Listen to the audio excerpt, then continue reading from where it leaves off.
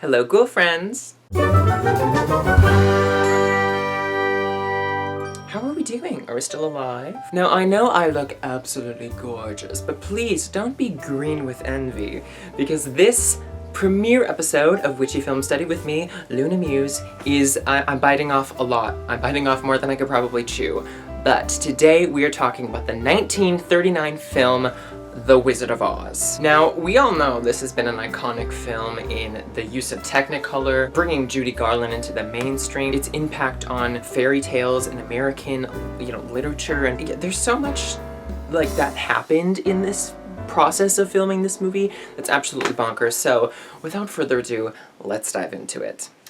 Are you ready for this? Hello everybody, welcome to episode 1 of Witchy Film Study. Today we're talking about the most iconic film ever made. We're talking about the 1939 movie, The Wizard of Oz. And before we get going, I want you to know I put in a whole lot of effort, but we're gonna put some gloves on. Fun fact, in my musical theater acting class, we had to dress up in costume and sing songs from popular Broadway musicals, which I slayed at. But one girl did sing a song from Wicked and wasn't wearing gloves, and her hands were skin-colored.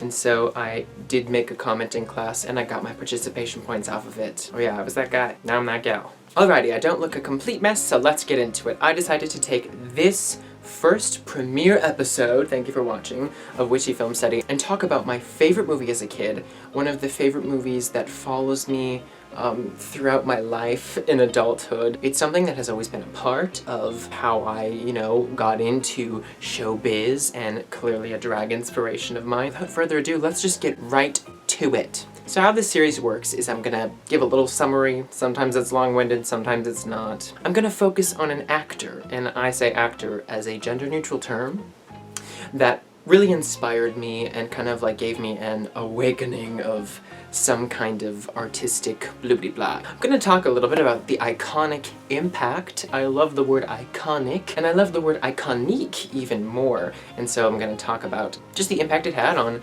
culture, society, the film business, actors, gay people, straight people, you name it. And the whole time I'm gonna be sprinkling along what I call Luna's musings, which are just little pieces of things that, watching these films as a child, I have loved and have cultivated into something fun in my adulthood. It's time for a gay summary. Let's get into it. So, we're in Kansas, times are tough, and life is boring on a farm. We've got our main little gal pal, Dorothy Gale, her little dog, Toto. Toto fits in a nice little basket, which is very handy. She dreams of a better, more colorful life. I feel like we can all relate to this, right? We all dream of going out and beyond to bigger and better things. It's a whole mess, but Dorothy Gale is really feeling this. She's got some farmhand friends that are really great and fun for entertainment, but they're just not the flavor she's into, and so she just wants something better. We love a girl who knows what she wants. You see Miss Gulch, who was our kind of villain, who tried to take Toto away because the dog bit her because she was a bitch. We all have our reasons. Anyways, there's a twister that touches down, and if you don't know what a twister is, just look outside your window in 2020. And if you're watching this in the future, and she basically misses getting into the basement, so her and Toto are stuck in this house. Now, this twister is so fierce, it rips the house up off of the ground, and it whips it around. Basically, this little house shack drops down, the madness becomes still. Dorothy and Toto get out of the house, and they enter this very colorful, very whimsical world. The grass is always greener on the other side. In this whimsical world, she meets the Munchkins, which are very fun, tiny little people who live in this little village together, and they all have their duties. It's like a perfect utopian little commune village cult. There she meets a perfect bubblegum princess called Glinda the Good Witch, and Glinda basically tells her, "You've dropped a house on the Wicked Witch of the West's sister, and you're doomed. She hates you. But look at these shoes!" And she magically boom-zaps the shoes onto Dorothy after a fun little visit from the Wicked Witch of the West, who is kind of a cranky gal and really not into flowery little girls. As Glinda is explaining how Dorothy can get back to her boring beige life, the witch warns her that she's gonna get her and her little pooch too. Thus we are presented with the main adventure of this flick, where Dorothy is supposed to walk this yellow bricked road all the way to the elusive Wizard of Oz will wave a magic wand, and Dorothy will be able to go back home. Sending little girls through unknown territory and forests was no big deal. It was like the 40s, right? On the twists and turns, she meets three very fun, kooky sidekicks. We've got a dancing scarecrow who longs for a brain and the smarts to be a functioning member of society. Next, we meet the Tin Man, who has rusted on location of his work and wants to have a heart because he is lacking connection. And finally, we meet the Cowardly Lion, who's just scared of everything. Relatable content. Of course, throughout the whole time, the Wicked Witch is throwing them curveballs and raining little asbestos snow onto them, kind of trying to mess them up on their journey. Inevitably, they do make it to the Emerald City, where everything is green. And before meeting the Wizard of Oz, they're all told, "Hey, ugly, get a makeover." And they all have respective makeovers. To me, as a kid, was quite the sequence. I did love seeing Dorothy's braids turn into something a little more glamorous and fun. After they're shined and stuffed and permed, they get to meet the Wizard of Oz. He gives them the daunting task of having to murder a witch. So they journey to the west to see the Wicked Witch of the West, and after a brief bit of farce, Dorothy ends up accidentally melting the witch, because the witch doesn't moisturize. They bring proof of her death, her broomstick, back to the Wizard of Oz, and basically, he's a phony who has no power whatsoever except the illusion of tricking people. Does it sound like anyone familiar? After #exposing him, they find out that these people had what they needed all along through this journey. He gives Scarecrow a diploma, the Tin Man a heart that ticks, he's always frickin' weepy, and the Cowardly Lion gets a badge of courage for all of his work that he's done, helping him and his friends kill a witch. Now, unfortunately, you can't just pull a tiny shack out of a bag and call it a home, right? So Dorothy's a little bit out of luck, except Creepy Old Man has a hot air balloon that he will take Dorothy and Toto alone back to Kansas because he wants to go back to. Unfortunately, Dorothy does miss this hot air balloon, and Glinda comes to save the day. Basically, Bubblegum Princess waves her wand, Dorothy clicks her heels 3 times, bam, she's home, and her friends kind of look familiar. And it makes us, the audience, wonder, was it all a dream, or did Dorothy actually go on this adventure with her small dog and her basket? You decide. Now, this is the part of the show where we focus all of our eyes on the actor. Now, of course, we're going to talk about Margaret Hamilton, who plays Miss Gulch and the Wicked Witch of the West. I feel like her presence in this film scares a lot of children, right? I absolutely loved her parts of this movie. I could not get enough of them, and I think, frankly, she's not in the movie enough. I remember making my grandma cackle like the witch. Because she could. She's very good at it.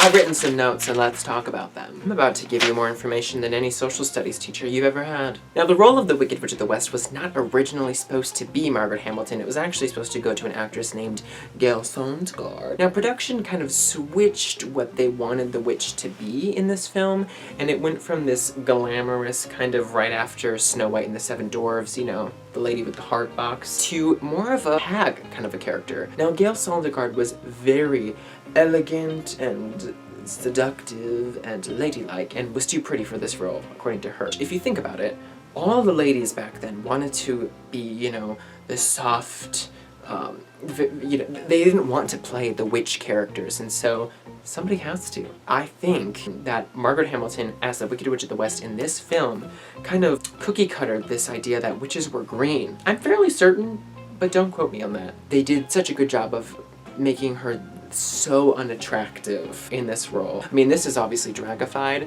Her makeup, her eye makeup, she's like, she just looks gross and sick and like mean. She was actually a former school teacher and did acting as a way to help provide for her and her son. We stan working single mothers. She actually got quite a bit of work by playing these kind of niche characters. As her name got a little bit bigger, she did have a pretty strict requirement contractually of what she needed to be paid. Her rates were at least $1,000 a week, which sounds like a lot to me as a poor person, but today that ages to $17,800 approximately that she requested a week, so good for her. Filming this movie was quite interesting for her. Now, I feel like a lot of people know that The Wizard of Oz filming and production was a little bit of a mess, and she definitely was a victim of this. Now let's talk about this. The makeup I'm wearing is very different from the makeup that they wore back then. The original Tin Man actually had a chemical reaction and nearly died from the original Tin Man makeup,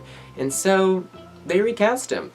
Sucks to be you. Either that or the actor was traumatized. The infamous scene of her disappearing into the fiery cloud of smoke. When something went wrong with the trapdoor and the flames, Margaret Hamilton actually suffered 2nd and 3rd degree burns, and the makeup like melted to her burn. So she actually took 6 weeks to recover in a hospital. And she said in an interview later she would not sue the studio, because if she were to do that, she would win, but she would never work again, because people wouldn't want to work with an actress who defends her own rights on set. What she did say is that she was not going to do anything involved with fire for the rest of the filming, which, honestly, yeah. However, they still had to film the scene where the witch is in the sky asking for Dorothy, so they had her stunt double do it. And the broom prop, that was actually a pipe that smoked so we could get the effect, exploded. And the stunt double got burns 2 inches into her legs. In a lot of interviews after the film, Margaret Hamilton said she was actually sometimes upset about this iconic thing that she has been associated with. She would tour to schools and the kids would love her. The kids would always be so fascinated they want her to do the cackle. She would do the cackle and people would be mortified because she's a bomb actress. And she didn't want children to think that she was the Wicked Witch of the West because she loved children. Her line, "I'll get you, my pretty, and your little dog too," has been ranked as the 99th most popular line in a film in 2005 by the American Film Institute. However, I think they're on crack, because that line is iconic. After the film, she did a lot of work on radio, film, TV, and stage, and actually, fun fact, she played Morticia Addams' mother in the TV show The Addams Family, I believe for 3 episodes. And this woman literally took, like, anything that could fit into her schedule. She was pretty well in with a lot of the studios, although I don't believe she signed with just one because she wanted to be able to work a lot. Sadly, in her later years of life, she did develop Alzheimer's, and she died in her sleep of a heart attack in 1985. I wish I was alive during her lifetime, because honestly, what a landmark, obviously for witchy folk, okay? Ugh, nerding out. Are you still watching? Thank you. Alrighty children, let's talk about the iconic impact. Now, of course, this is a very, very famous children's book written by L. Frank Baum. I think it's just so cool and magical that The Wizard of Oz is kind of America's, like, one thing of, like, we made this ourselves. We didn't just steal from overseas things. Now, I am no historian, okay? I've tried so hard to follow who was directing when and what and whatever. This film, y'all, went through, I think it was like 3 directors. Victor Fleming is credited. He did most of it, but he kind of picked up where a lot of them left off. I mean, Dorothy was originally blonde. They changed that. They filmed an entire dance sequence that they didn't even use. But this is back in the age where some of the actors would come up with their own dialogue, and some of the guys in this film did. Obviously, the most iconic thing about this film is the Technicolor, right? As I said in the beginning, are you freaking kidding? I'm so mad. That cannot happen. Okay, we fixed the ring light. It did have an interesting premiere situation. It got pushed back a lot because of production and whatnot, and so it premiered in Green Bay, Wisconsin in 1939. It didn't do amazingly well just because of the reach. They had to have it in theaters, or MGM sold the rights to CBS and they aired it on TV, which made it like one of the most viewed things on television for its time. So really, a lot of our grandparents and their parents saw this movie for the first time on television. I think if I remember correctly, my family said that I went through about like 2 or 3 VHS tapes because I just watched this movie on a loop as a child. Fun little tidbits. Ray Bolger was originally cast as the Tin Man, but pretty much put up a fight and talked to the head of the studio and convinced them to change the role, and so he got to do the Scarecrow because he had seen one of his idols perform the role on a stage version of the show. I can't imagine that. I can't imagine just like walking up to a producer of like a, big-ish theater company and saying, "I want this role." Is that how that works? clearly worked for him. And the last iconic impact, this film birthed us, Judy Garland. Obviously she'd worked before, but this film really put her on the map, essentially. Obviously, we know that there was a lot of bad things happening for her in this film. She was on uppers to get her to keep working, then she was on downers to turn her off at night. It was long days. I read something that in the scene where she had to slap the Cowardly Lion for chasing Toto, she just kept laughing because his little... that part, she thought was so funny on set, and so he walked her out of the room, gave her a slap on the face and says, "Now go in there and work." And she did. He apologized after, and then he asked for the crew to punch him in the face, but yikes. It is a little sad to think that one of the most, like, treasured pieces of film history is traced with just a lot of controversy, I guess. This kind of put her down the path of some not good things, which is very unfortunate. But nonetheless, she was a star, she was an icon, and we love her. Now, this video is already far too long, so let's move on finally to the last part, which is Luna's musings. I remember just as a kid, there was this tree that we would drive by on my way back from my grandparents' house, and I called it the witch's tree because it looked like one of the trees that she's crouching by in the film. And to this day, my mom and my family, they all call it the witch's tree whenever we pass it, and I think it's, you know, it just reminds me of me loving this film and me loving Margaret Hamilton as the Wicked Witch of the West. One of my inspirations, right? But I will say, as a little kid, I found the three friends, the Scarecrow, the Tin Man, and the Cowardly Lion, so charming because they had such a, I'm gonna say like a gaiety to them, and I mean that in like the happy way. The physical performance, the vocal performance, is just so intriguing and I think really inspiring. I think a lot of performers would say that The Wizard of Oz is something that is a landmark piece for them that they remember watching for the first time, and that was kind of their introduction to like, I want to sing and dance like that. It is a dream role of mine to play the Scarecrow or the Tin Man, right? You know, I think I could play the Scarecrow a little bit better. You know what I'll do? I'll walk into some theater company and I'll say, "I'm the best person to play the Scarecrow, and you're gonna cast me." And then I'll say Ray Bolger frickin' did that and they'll cast me. Or I could be the witch. I love this musical so much. I was actually in a version of it when I was in 8th grade. I played Hickory, but I wasn't cool enough to play the Tin Man. And I also played the General Winky. I wore tights and a vest and a furry cap. I think it's so fun to reference The Wizard of Oz in drag, because, I mean, the story of Dorothy is so fun, and I just think some of the vibrantness of the film and the story kind of give a pretty universal, like, hope, right? We all watch this film and it touches our hearts because there is hope for something that you realize you might have had all along, or that it's within you to get at. Sorry to get all deep, but I think that's part of why I like it so much is because, you know, the key to your own success is unlocking, you know, some kind of quality, and sometimes it's not just an easy key in the doorknob, sometimes you have to put in the time and find out why you are what you are when you are it. I would also love to hear if you love this film as much as I do, what your favorite parts are, what you think I missed. Read me! Well, I think I've chatted enough about The Wizard of Oz. I'm so glad that I got to do this. I would love to be performing a number as the Wicked Witch of the West sometime, but we don't know when that is because obviously, you know. So, we're gonna make the most out of Halloween this year. I'm gonna be doing this every single week, so make sure to subscribe to my YouTube channel, follow me on all my social medias. I have a Facebook page. If your mom is a fan of me, give me a like. It's super fun. You never know where an episode could pop up. You're there. Pretty cool.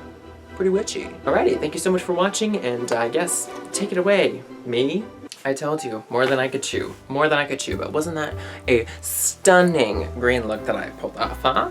I know, I'm so cool. I hope you enjoyed this episode of Witchy Film Study with me, Luna Muse. I absolutely love The Wizard of Oz, if you couldn't tell. It's just been a film that's been with me throughout my entire life. I literally feel like watching this film as a tiny child inspired me to want to be a witchy woman in my adult life. So I have to accredit Margaret Hamilton, especially for giving us, like, what a witch is, for consumerism to spin and put it on every single thing come October 1st. Anyways, I hope you liked this episode. Thank you so much for watching. Please stay safe and keep it spooky. Bye.